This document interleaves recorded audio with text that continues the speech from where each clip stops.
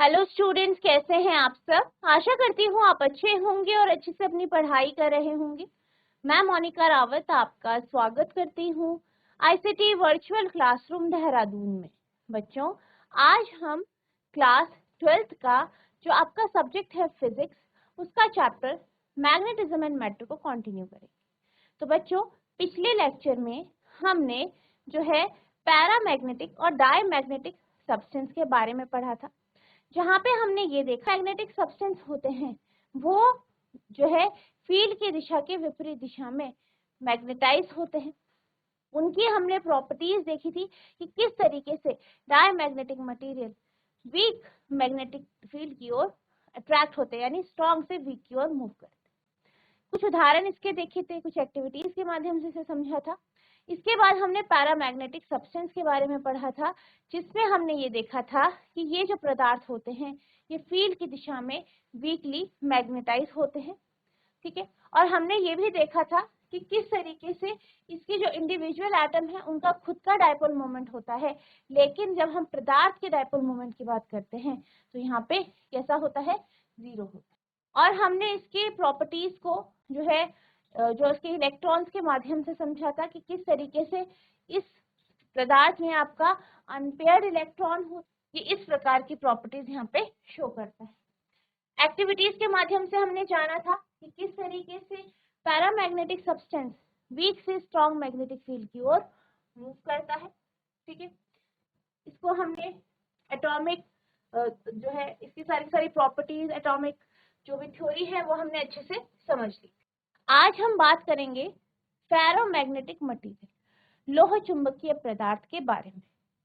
लोह चुंबकीय पदार्थ की बात करें तो लोह चुंबकीय पदार्थ की जो प्रॉपर्टीज है वो लगभग आपके पैरामैग्नेटिक सब्सटेंस यानी जो आपके अनुचुंबकीय पदार्थ है उनकी जैसी, लेकिन यहाँ पे बस फर्क ये है कि फेरोमैग्नेटिक मटेरियल जो है चुंबकीय क्षेत्र की ओर स्ट्रांगली मैग्नेटाइज होते हैं। वहीं जब हम बात करते हैं पैरामैग्नेटिक सब्सटेंस की तो ऐसे पदार्थ फील्ड के प्रति जो है वीकली मैग्नेटाइज होते हैं।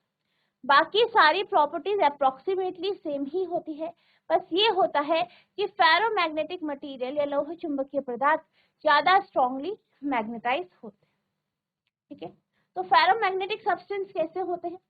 जो फेरोमैग्नेटिक सब्सटेंस होते हैं इनका खुद का एटॉमिक लेवल में जो है डायपोल मोमेंट होता है। ठीक है, यानी अगर हम बात करें फेरोमैग्नेटिक,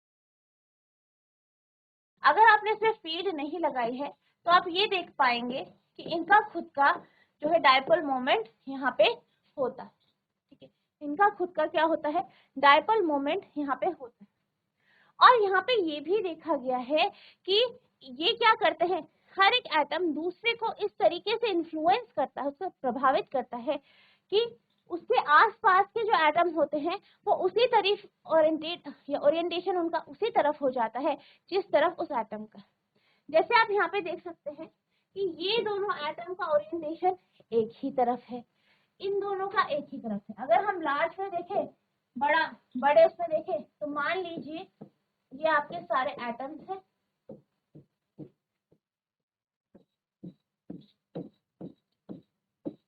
तो जैसे इधर का ओरिएंटेशन यहाँ पे है, इनका ओरिएंटेशन यहाँ है, इनका ओरिएंटेशन यहाँ है, इनका ओरिएंटेशन यहाँ है। ठीक, ऐसे यहाँ पे क्या होता है, ओरिएंटेशन अलग अलग दिशा में यहाँ पे होता है। तो क्या होता है, ये ग्रुप्स बना देते हैं। जब मैग्नेटिक फील्ड नहीं होती है तो ये क्या बना देते हैं, ग्रुप्स बना देते हैं। और इन ग्रुप्स को हम क्या कहते हैं, डोमेन। यानी हम ये कह सकते हैं कि फेरोमैग्नेटिक मटेरियल ऐसे पदार्थ है जिनका इंडिविजुअल एटम का खुद का अपना डायपोल मोमेंट होता है। ठीक है, पैरामैग्नेटिक में भी पढ़ा, लेकिन विशेष बात क्या है कि यहाँ पे कुछ ग्रुप्स बन जाते हैं, कुछ ऐसे ग्रुप बन जाते हैं एटम के जो कि एक इधर उधर ओरिएंट होते हैं।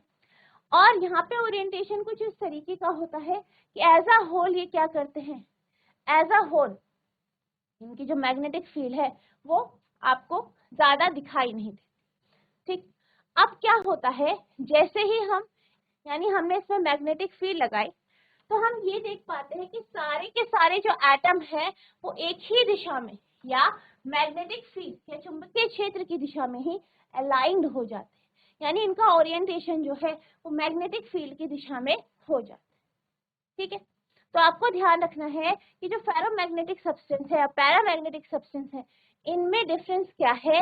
पैरामैग्नेटिक में क्या होता है, हर एक एटम का खुद का डायपोल मोमेंट है, फेरोमैग्नेटिक में भी ऐसा है, लेकिन फेरोमैग्नेटिक में ग्रुप्स बन जाते हैं एटम्स के जो एक ही दिशा में ओरिएंट होते हैं, एक ही दिशा में वो उनकी डायरेक्शन होती है। अब इसके कारण क्या होता है, ग्रुप्स बन जाते हैं किसके, आपके डायपोल मोमेंट के। और जब हम इसे फील्ड में रखते हैं तो सारे के सारे डायपोल या जो आपके सारे के सारे डोमेन्स जो हैं, जो ग्रुप्स हैं एटम के, वो एक ही दिशा में ओरिएंट हो जाते हैं, एक ही दिशा में वो हो जाते हैं। ठीक है, इसकी एक और प्रॉपर्टी है, क्या है कि अगर आप क्या करते हैं, मैग्नेटिक फील्ड को हटा देते, हमने मैग्नेटिक फील्ड लगाई, हटा दी, तो ये ऐसे पदार्थ होते हैं जो मैग्नेटिज्म को जो है मैग्नेटिज्म को या चुंबकत्व को रिटेन करके रखते हैं। यानी अगर आप चुंबकीय क्षेत्र को हटा देते हैं फिर भी आप इन पदार्थों में मैग्नेटिक फील्ड महसूस करते हैं या मैग्नेटिज्म यहाँ पे आप महसूस करते हैं। ठीक है, ferromagnetic material are those materials which exhibit a spontaneous net magnetization at the atomic level। क्या कहा गया है, कहा यह गया है कि फेरोमैग्नेटिक मटेरियल लोह चुंबकीय पदार्थ वह पदार्थ है जिनका अपना जो है नेट मैग्नेटिज्म होता है, एटॉमिक लेवल में नेट मैग्नेटिज्म होता है, even in the absence of external magnetic field. यानी अगर मैग्नेटिक फील्ड को आप हटा दे फिर भी इनमें मैग्नेटिज्म शो होता है, यानी ये मैग्नेटिज्म शो करते हैं। लोह चुंबकीय पदार्थ वे पदार्थ हैं जो बाहरी या बाह्य चुंबकीय क्षेत्र की अनुपस्थिति में भी परमाणु स्तर में एक सहज शुद्ध चुंबकत्व प्रदर्शित करते हैं। तो इस बात का आपको ध्यान रखना है। यहाँ पे आप देख सकते हैं कि यहाँ पे मैग्नेटिक फील्ड हमारी 0 है, तभी भी क्या कर रखा है, ओरिएंटेशन एक तरफ, यानी कुछ मैग्नेटिज्म तो है, लेकिन जब आप फील्ड लगाते हैं तो सारे के सारे एटम एक ही दिशा में एक ही डायरेक्शन में अलाइन हो जाते हैं, किसके कारण, मैग्नेटिक फील्ड के कारण। ठीक है, तो ये आपका जो है बेसिक कॉन्सेप्ट है फेरोमैग्नेटिज्म का। ठीक है, तो आप इसे नोट करें।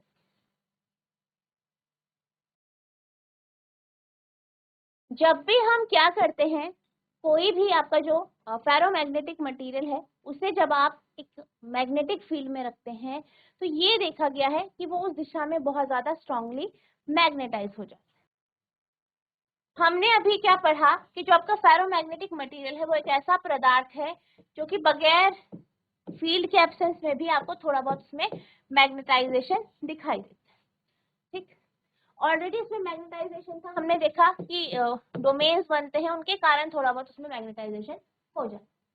लेकिन जब हम इसमें फील्ड लगाते हैं तो क्या होता है, इस तरीके से फील्ड लगाए तो ये देखा गया है कि सारे के सारे जो एटम थे जो कि इधर उधर ओरिएंट थे या डोमेन्स में ओरिएंटेशन था, वो एक ही दिशा में बहुत ज्यादा स्ट्रांगली मैग्नेटाइज हो जाते हैं, एक ही दिशा में क्या हो जाते हैं, स्ट्रांगली मैग्नेटाइज हो जाते हैं। यानी अगर हम इसके यहाँ पे जो है एटम्स की बात करें, पहले वो कैसा था, एटम्स जो थे ऐसे थे, मान लीजिए हमने यहाँ पे चुंबकीय क्षेत्र नहीं लगाया,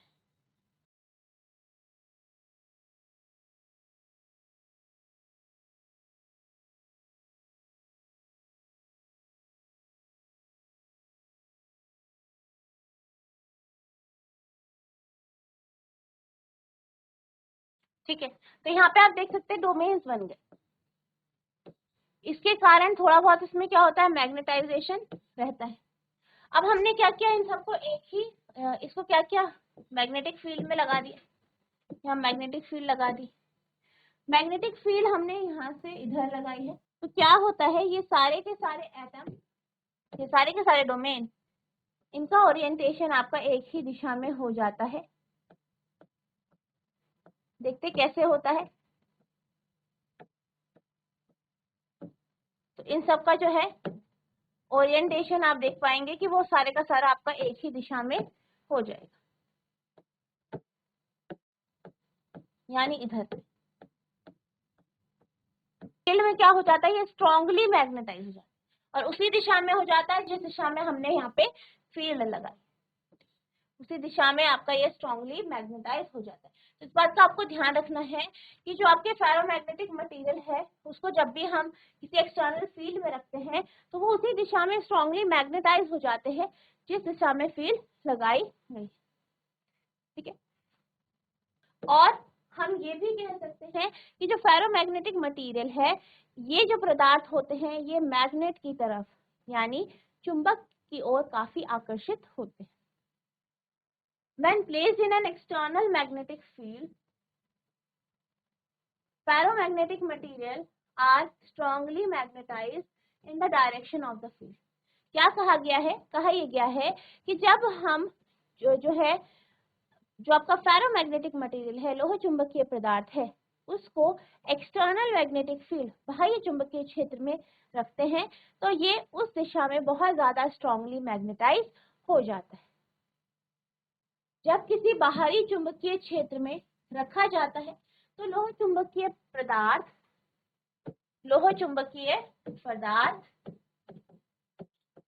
क्षेत्र की दिशा में चुंबकित हो जाता है।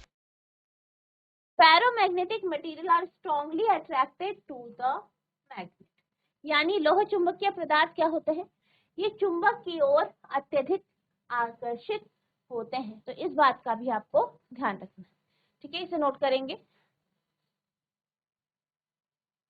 अब जैसे कि हमने बात करी कि हम क्या करते हैं, लोह चुंबकीय पदार्थ को एक्सटर्नल मैग्नेट उसके साथ जो है वो बहुत ज्यादा स्ट्रांगली मैग्नेटाइज हो जाते हैं उस दिशा में जिस दिशा में फील्ड लगाएगी। अब जब हम क्या करते हैं, मैग्नेट्स को हटा देते हैं, यानी हम मैग्नेटिज्म को हटा रहे हैं, मैग्नेटाइजेशन को हटाते हैं, फील्ड को हटा देते हैं, तब भी ये देखा गया है कि ये जो पदार्थ है इनमें मैग्नेटिज्म रहता है। यानी ऐसे ये जो मटेरियल होते हैं फील्ड को हटाने के बाद भी इनमें मैग्नेटाइजेशन रहता है, यानी इनमें चुंबक तो आपको दिखाई देता है। These materials will retain their magnetization for some time even after the external magnetization field is removed. क्या कहा गया है, कहा यह गया है कि ये जो पदार्थ हैं ये जो है कुछ टाइम के लिए, कुछ समय के लिए, यानी जब आपने फील्ड हटा दी है उसके बाद भी कुछ समय के लिए इसमें बाह्य चुंबकीय क्षेत्र रहता है। बाह्य चुंबकीय क्षेत्र हटा दिया जाए तो बाद में ये सामग्रियां या पदार्थ कुछ समय तक अपना चुंबकत्व बनाए रखेंगी, ठीक है। तो ये इसकी अगली प्रॉपर्टी है, ठीक। नेक्स्ट आप इसे यहाँ पे समझ सकते हैं, जैसे कि मैंने अभी आपको बताया, जब फील्ड नहीं है फेरोमैग्नेटिक सब्सटेंस में डोमेन्स बन जाते हैं, देख सकते हैं आप ये डोमेन्स है। इन डोमेन्स का ओरिएंटेशन अलग अलग दिशा में होता है, ठीक है, देख सकते हैं आप क्लियरली किधर अलग अलग दिशा में क्या है ओरिएंटेशन है। कब, जब हमने चुंबकीय क्षेत्र नहीं लगाया। अब हम क्या करते हैं, चुंबकीय क्षेत्र लगा देते हैं, यानी इसके पास हम मैग्नेट रखते हैं। मैग्नेट रखने के कारण क्या होता है, सारे के सारे जो डोमेन्स हैं वो एक ही दिशा में अलाइन हो जाते हैं, एक ही दिशा में हो जाते हैं, जो कि आपकी फील्ड की दिशा है, ठीक है। अब हमने क्या किया, यहाँ पे से मैग्नेट हटा दिया। मैग्नेट हटाया यानी हमने क्या किया, हमने यहाँ पे फील्ड हटा दी। फील्ड हटाने के बाद भी आप देख सकते हैं कि जो आपका ओरिएंटेशन है उसमें बहुत ज्यादा फर्क नहीं आया, या पहले की जैसा ओरिएंटेशन नहीं रहा, आपका ओरिएंटेशन जो है थोड़ा बहुत चेंज हुआ, ठीक है। तो यहाँ पे आप ये समझ सकते हैं कि फेरोमैग्नेटिक सब्सटेंस ऐसे पदार्थ हैं जिनमें ऑलरेडी डोमेन्स होते हैं, ठीक है, उनका ओरिएंटेशन होता है, मैग्नेटिज्म रहता है, थोड़ा बहुत मैग्नेटिज्म रहता है, लेकिन जब हम उसमें फील्ड लगाते हैं तो वो स्ट्रांगली मैग्नेटाइज हो जाते हैं उस दिशा में जिस दिशा में फील्ड लगाई गई है। और जब हम फील्ड को हटा देते हैं तो तभी भी वो मैग्नेटाइज्ड रहते हैं। तो इस बात का आपको ध्यान रखना है, ठीक है, नोट करेंगे इसे।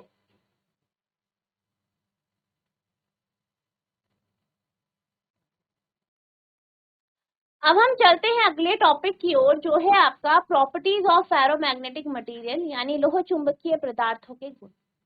तो यहाँ पे हम बात करेंगे कि लोह चुंबकीय पदार्थ के क्या क्या गुण हैं। सबसे पहले अगर हम फेरोमैग्नेटिक सब्सटेंस चुंबकीय पदार्थ की बात करें, तो ऐसे पदार्थ का परमानेंट डायपोल मोमेंट होता है, क्योंकि जैसे कि हमने बात करी यहाँ पे एटम्स होते हैं, मोमेंट होता है, और उसके अगल बगल के एटम के भी सेम डायपोल मोमेंट होते हैं। तो क्या होता है, डोमेन्स बन जाते हैं। तो अगर हम बात करें फेरोमैग्नेटिक सब्सटेंस की, तो इसमें डोमेन्स होते हैं जिनका खुद का डायपोल मोमेंट होता है। और अगर हम एटॉमिक डायपोल की बात करें फेरोमैग्नेटिक सब्सटेंस की, तो इनका जो ओरिएंटेशन होता है, ठीक है, एक्सटर्नल फील्ड में वो एक ही दिशा में हो जाता है। वैसे डायपोल्स का अलग अलग ओरिएंटेशन होता है, लेकिन जब हम फील्ड लगाते हैं तो वो एक ही दिशा में मैग्नेटाइज हो जाते हैं, और ये काफी ज्यादा स्ट्रांगली मैग्नेटाइज यहाँ पे होते हैं। Some of ferromagnetic substance have permanent dipole moment present in the domain, यानी जो फेरोमैग्नेटिक सब्सटेंस होते हैं, लोह चुंबकीय पदार्थ होते हैं, उनका खुद का परमानेंट डायपोल मोमेंट होता है। और किसमें होता है, इन डोमेन्स, यानी डोमेन्स में। लोह चुंबकीय पदार्थों का परमाणुओं में डोमेन में स्थायी द्विध्रुव आघूर्ण मौजूद होता है। Atomic dipoles in ferromagnetic substances are oriented in the same direction as the external magnetic field. अगर हम एटॉमिक डायपोल की बात करें, तो एटॉमिक डायपोल में जो होते हैं किसके, फेरोमैग्नेटिक सब्सटेंस के, इनका ओरिएंटेशन एक ही दिशा में हो जाता है जब हम एक्सटर्नल फील्ड लगाते हैं, यानी जो दिशा आपकी मैग्नेटिक फील्ड की होगी, बाह्य चुंबकीय क्षेत्र की होगी, उसी दिशा में सारे एटम्स जो है मैग्नेटाइज होते हैं। लोह चुंबकीय पदार्थों में परमाणु द्विध्रुव बाहरी चुंबकीय क्षेत्र के समान दिशा में उन्मुक्त होते। The magnetic dipole moment is large. चुंबकीय द्विध्रुव आघूर्ण की बात की जाए तो वो बहुत ज्यादा होते हैं, and in the direction of magnetising field, और मैग्नेटाइजेशन की फील्ड की जो है उसी की दिशा में वो होते हैं। चुंबकीय द्विध्रुव आघूर्ण बड़ा होता है और चुंबकीय क्षेत्र की दिशा में होता है, ठीक है। तो इस बात का भी आपको ध्यान रखना है, ठीक है, नोट करेंगे इसे।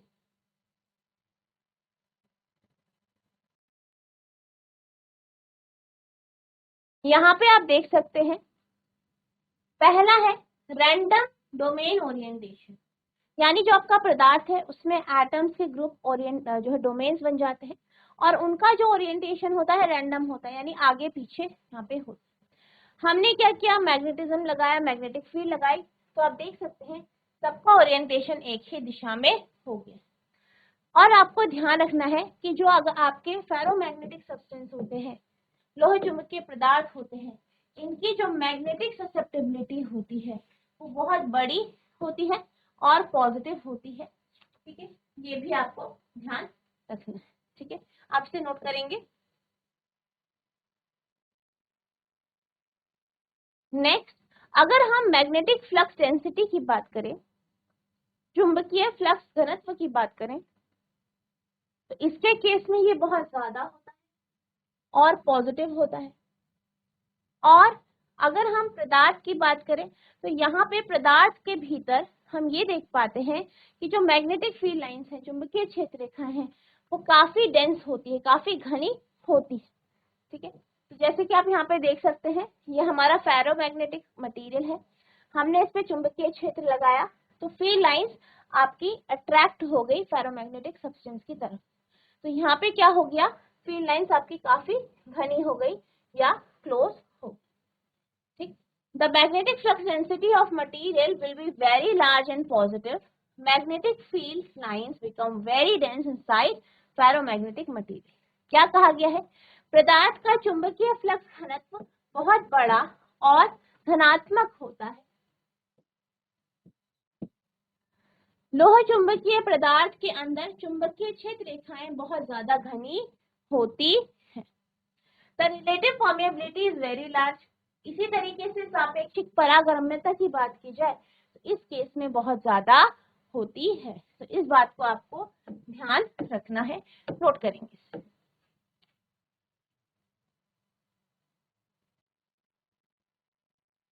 अब हम बात करते हैं डोमेन थ्योरी। यहाँ पे हम ये समझेंगे कि किस प्रकार से धीरे धीरे करके आपके सारे के सारे डोमेन मैग्नेटिक फील्ड लगाने पर एक ही डायरेक्शन में ओरिएंट हो जाते हैं। सबसे पहले हमारे पास पदार्थ है, ठीक है, इसके एटम्स जो है, एटम का जो ग्रुप है वो एक ही डायरेक्शन में ओरिएंट है। तो आप देख सकते हैं एक डोमेन आपका ये है, एक ये है, एक ये है, सबकी दिशा डिफरेंट है, यानी सब में ओरिएंटेशन डिफरेंट है। अब हमने क्या किया, चुंबकीय क्षेत्र लगाया। चुंबकीय क्षेत्र लगाने के कारण धीरे धीरे करके जो एटम का ओरिएंटेशन है, डोमेन में जितने एटम का ओरिएंटेशन है वो धीरे धीरे कर चुंबकीय क्षेत्र की तरफ लग जाता है। तो आप देख सकते हैं धीरे धीरे करके क्या हो रहा है, ये इधर है तो यहाँ साइड वाले भी उधर ही की साइड हो रहे हैं ओरिएंट, और आप देख सकते हैं कितना बड़ा एरिया जो है यहाँ पे एटम्स का वो एक ही दिशा में ओरिएंट हो गया। फिर धीरे धीरे करके बाकी जो डोमेन्स है उनकी भी वही दिशा हो जाएगी, और धीरे धीरे करके सारे के सारे जो आपके डोमेन्स है वो एक ही दिशा में हो जाएंगे, यानी सारे के सारे एटम्स का ओरिएंटेशन एक ही दिशा में हो जाएगा और आपका फेरोमैग्नेटिक मटेरियल जो है मैग्नेटाइज्ड हो जाएगा। तो ये कैसे हो रहा है, ये यहाँ पे चुंबकीय क्षेत्र लगाने के कारण ऐसा हो रहा है, ठीक है।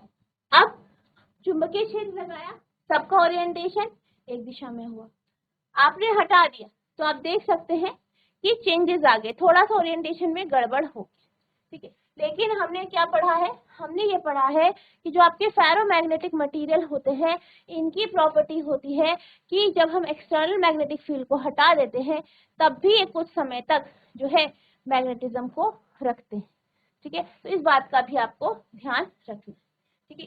इन डायग्राम्स को आप नोट करेंगे।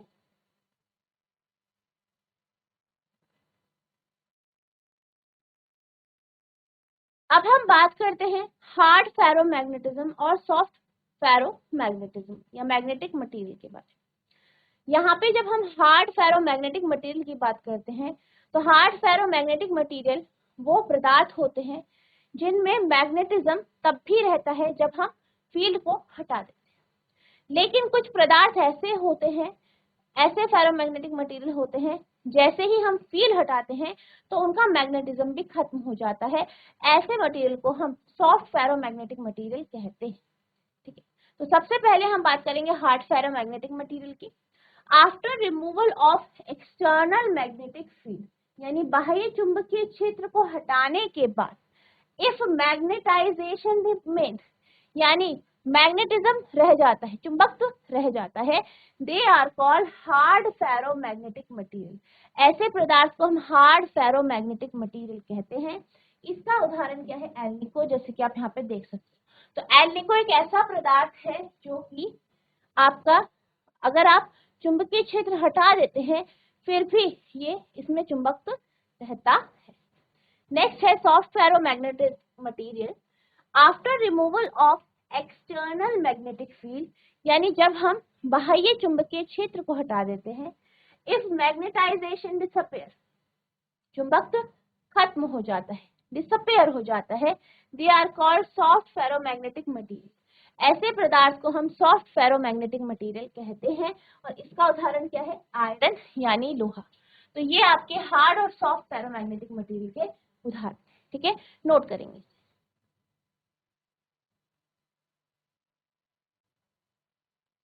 तो बच्चों आज हमने जो है आपका जो चैप्टर है मैग्नेटिज्म एंड मैटर, इसे कंप्लीट कर लिया है। यहाँ पे हमने फेरोमैग्नेटिक मटेरियल के बारे में पढ़ा, इसकी प्रॉपर्टीज यहाँ पे जानी, और साथ ही साथ हार्ड फेरोमैग्नेटिक और सॉफ्ट फेरोमैग्नेटिक मटेरियल के बारे में जाना। तो आई होप आपको ये चैप्टर अच्छे से समझ में आया होगा। जो आज हमने टॉपिक पढ़ा है ये आपको क्लियर हुआ होगा। आपको इस टॉपिक को रिवाइज करना है। अगर आपको कोई भी डाउट होगा तो आप नेक्स्ट लेक्चर में यहाँ पे पूछ सकते हैं। तो बच्चों आज के लिए बस इतना ही, मिलते हैं अब नेक्स्ट सेशन में। तब तक के लिए thank you and have a nice day.